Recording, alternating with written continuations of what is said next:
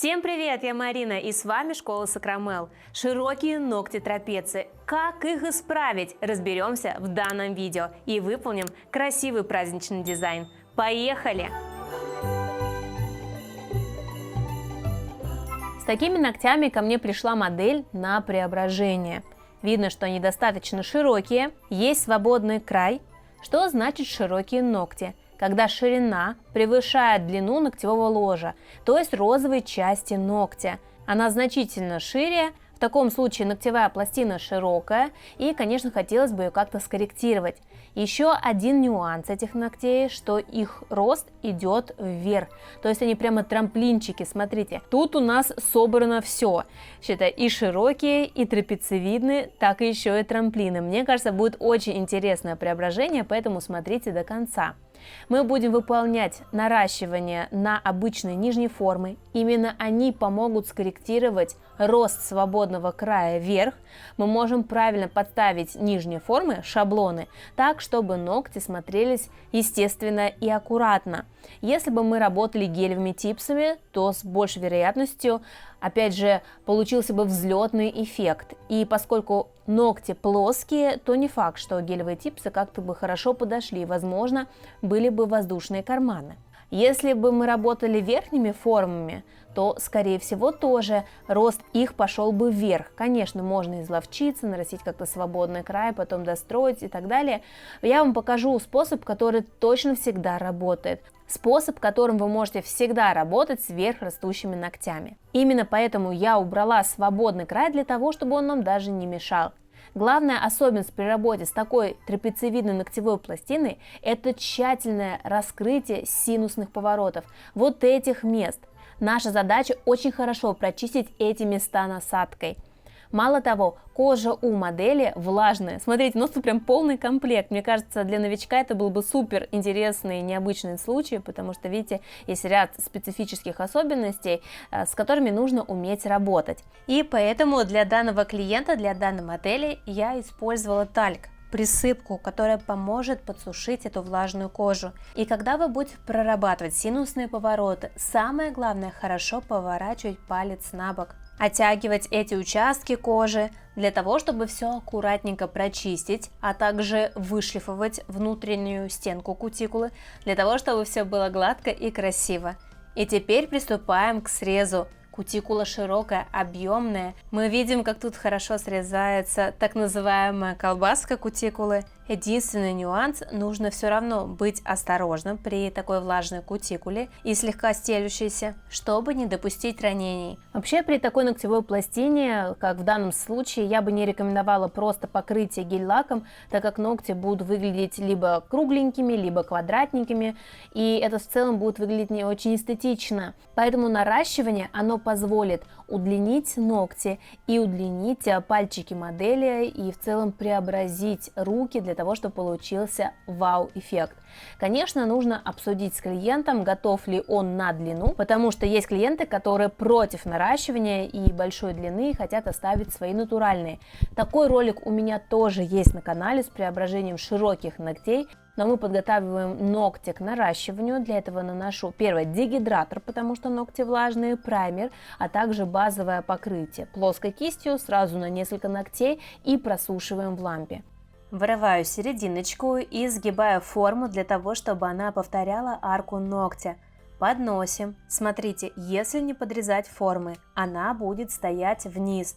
Верхние ушки у нас схлопываются, и в таком положении у нас получатся клюющие ногти, поэтому ставим форму ровнее. Теперь смотрим на расстояние от точки вроста до формы. На такую же глубину вырезаем вглубь. Тогда у нас форма хорошо установится под ногтевую пластину, не будет падать вниз, форма будет стоять в продолжении натуральной ногтевой пластины и получится хорошая, прочная, красивая конструкция и наращивание. Также не забываю вырезать насечки из точек вроста, для того, чтобы форма хорошо обжалась и ногти не были широкими. Да, тут немало нюансов. Я знаю, что многие не любят нижние формы, потому что их нужно вырезать, а как это делать абсолютно непонятно. Но поверьте, если вы поймете алгоритм правильного вырезания форм, то для вас это будет как пощелкать семечки. Нравятся мои ролики? Хотите знать больше о маникюре? Приглашаю присоединиться и получить доступ к базе знаний школы Сакрамел. Более 20 видеокурсов по цене одного с получением сертификата. Они доступны по всему миру. Подробнее читай в описании. И, конечно, подписывайся на канал. Поэтому, дорогие мастера, обучайтесь наращиванию. Это точно вам поможет, а также поможет поднять средний чек и увеличить свой доход.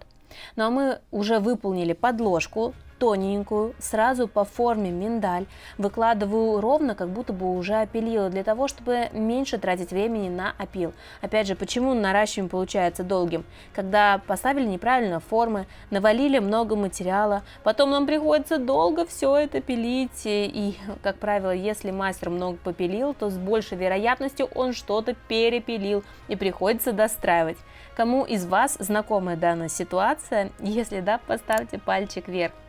А я выкладываю гелем уже моделирующую каплю. Гель у меня средней повязкости, поэтому я его легко распределяю и помогаю себе тонкой кистью. В своем телеграм-канале Сакрамел я поделюсь, каким гелем работала на данной модели, поэтому подписывайтесь, там у нас публикуется много интересного и полезного контента для мастера любого уровня.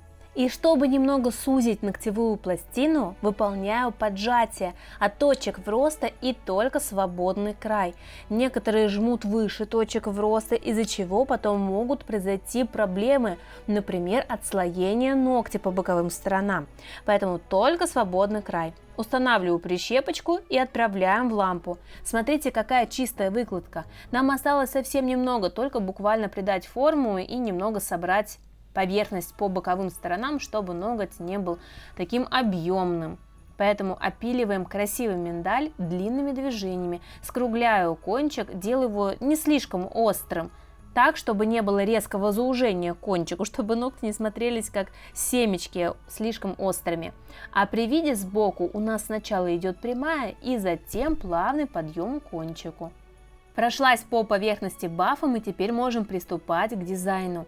У нас будет с вами новогодний. Рисую френч. Для него смешала белый гель-лак и бежевую гель-краску. И теперь вот такой длинной кисточкой выполняю прорисовку. Опять-таки, френч для меня, например, нарисовать гораздо быстрее, чем покрывать двумя слоями цвета идеально под кутикулу.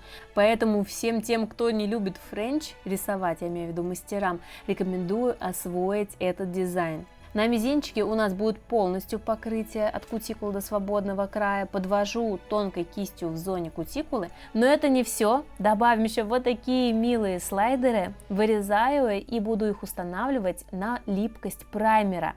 Ну посмотрите, какие милые олени.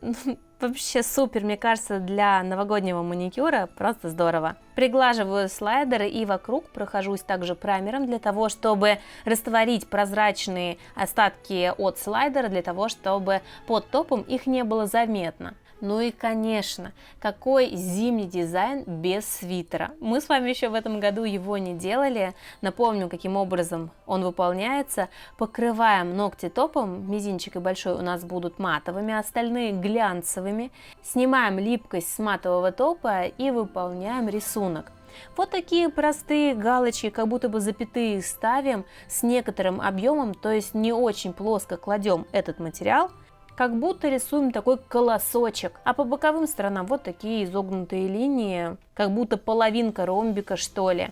У нас нет задачи 100% повторить свитер, поверьте, и так будет понятно, поэтому не столь важно, какими будут эти линии. И теперь посыпаем сверху прозрачной пудрой, в моем случае прозрачно-розовой, это не имеет никакого значения, и хорошенько просушиваем в лампе не менее 1 минуты. После этого смахните мягкой кисточкой и посмотрите на результат.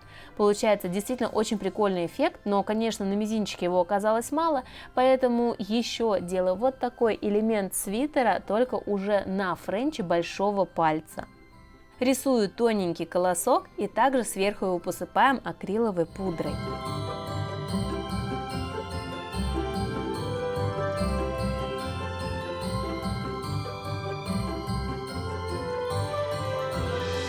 Ну что, как вам результат нашего преображения? Поставьте обязательно лайки. Также смотрите на канале другие ролики с преображением ногтей трапеций. Ну а я желаю всем успехов. Пока-пока!